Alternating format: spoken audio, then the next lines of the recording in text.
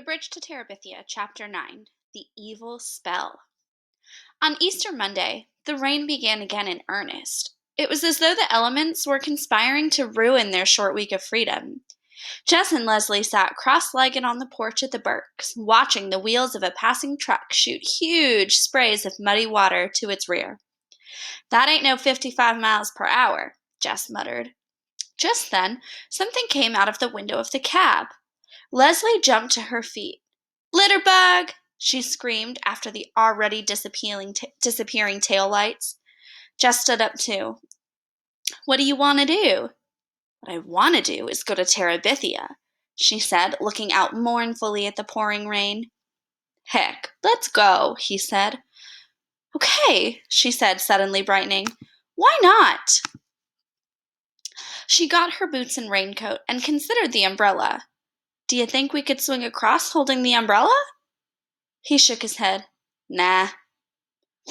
"We better stop by your house and get your boots and things." He shrugged. "I don't know nothing that fits. I'll just go like this." "I'll get you an old coat of Bill's." She started up the stairs. Judy appeared in the hallway. "What are you kids doing?" It was the same words Jess's mother might have used, but it didn't come out the same way. Judy's eyes were kind of fuzzed over as she spoke, and her voice sounded as though it were being broadcast from miles away. "We didn't mean to bother you, Judy." "It's all right. I'm stuck right now. Might as well have a stop. Have you had any lunch?" "It's all right, Judy. We can get something ourselves." Judy's eyes focused slightly. "You've got your boots on." Leslie looked down at her feet. "Oh, yeah," she said, as though she were just noticing herself. "We thought we'd go out for a while." "Is it raining again?" "Yeah. I used to like to walk in the rain." Judy smiled the kind of smile Maybelle did in her sleep. "Well, if you two can manage." "Sure." "Is Bill back yet?" "No, he said he wouldn't be back until late. Not to worry." "Fine," she said. "Oh," she said suddenly, and her eyes popped wide open. "Oh!" She almost ran back to her room, and the plinkety-plink of the typewriter began at once. Leslie was grinning. She came unstuck. He wondered what it was like to have a mother whose stories were inside her head instead of marching across the television screen all day long. He followed Leslie up the hall to where she was pulling things out of a closet. She handed him a beige raincoat, a peculiar round black woolly hat. "No boots," she said. Her voice was coming out of the depths of the closet and was muffled by a line of overcoats. "How about a pair of clumps?" "A pair of what?" She stuck her head out between the coats. "Cleats." Cleats. She produced them. They looked like size 12. "Nah, I'd lose them in the mud. I'll just go barefoot." "Hey," she said, emerging completely. "Me too." The ground was cold. The icy mud sent little thrills of pain up their legs, so they ran, splashing through the puddles and slushing through the mud. P.T. bounded ahead, leaping fish-like from one brown sea to the next, then turning back to herd the two of them forward, nipping at their heels and further splashing their already sopping jeans. When they got to the bank of the creek, they stopped. It was an awesome sight, like in the Ten Commandments on TV, when the water came rushing in the dry path Moses had made and swept all the Egyptians away. The long, dry bed of the creek was a roaring 8-foot-wide sea, sweeping before it great branches of trees, logs, and trash, swirling them around like so many Egyptian chariots, the hungry waters licking and sometimes leaping the banks, daring them to confine it. "Wow." Leslie's voice was respectful. "Yeah." Jess looked up at the rope. It was still twisted around the branch of the crabapple tree. His stomach felt cold. "Maybe we ought to forget it today." "Come on, Jess, we can make it." The hood of Leslie's raincoat had fallen back, and her hair lay plastered to her forehead. She wiped her cheeks and her eyes with her hand and then untwisted the rope. She unsnapped the top of her coat with her left hand. "Here," she said. "Stick P.T. in here for me." "I'll carry him, Leslie." "With that raincoat, he'll slip right out the bottom." She was too impatient to be gone, so Jess scooped up the sodden dog and shoved him rear first into the cave of Leslie's raincoat. "You gotta hold his rear with your left arm and swing with your right, you know." I know. She moved to get a running start. Hold tight. Good gosh, Jess. He shut his mouth. He wanted to shut his eyes too, but he forced himself to watch her run back, race for the bank, leap, swing, and jump off, landing gracefully on her feet on the far side. Catch! He stuck his hand out, but he was watching Leslie and PT, not concentrating on the rope, which slipped off the end of his fingertips and swung in a large arc out of his reach. He jumped and grabbed it, and shutting his mind to the sight and sound of the water, he ran back and then speeded forward. The cold stream lapped his bare heels momentarily, but then he was in the air above it, and falling awkwardly and landing on his bottom. PT was on him immediately, muddy paws all over the beige raincoat, pink tongue sandpapering Jess's wet face. Leslie's eyes were sparkling. Arise, she barely swallowed a giggle. Arise, King of Terabithia, and let us proceed into our kingdom. The King of Terabithia snuffled and wiped his face in the back of his hand. I will arise, he replied with dignity, when thou removes this fool dog off my gut. They went to Terabithia on Tuesday and again on Wednesday. The rain continued sporadically, so that by Wednesday the creek had swollen to the trunk of the crabapple tree, and they were running through ankle-deep water to make their flight to Terabithia.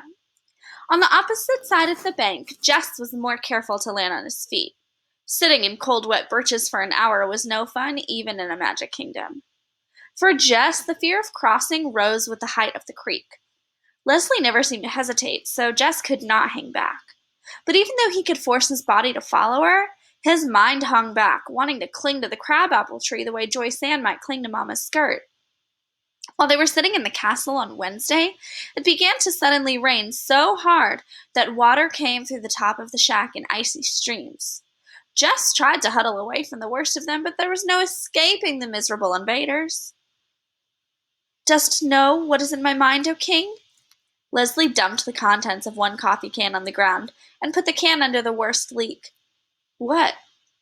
Methinks some evil being has put a curse on our beloved kingdom. Dang Weather Bureau. In the dim light, he could see Leslie's face freeze into its most queenly pose, the kind of expression she usually reserved for vanquished enemies. She didn't want a kid. He instantly repented his unkingly manner. Leslie chose to ignore it. Let us go, even up into the sacred grove, and inquire of the spirits what this evil might be and how we must combat it.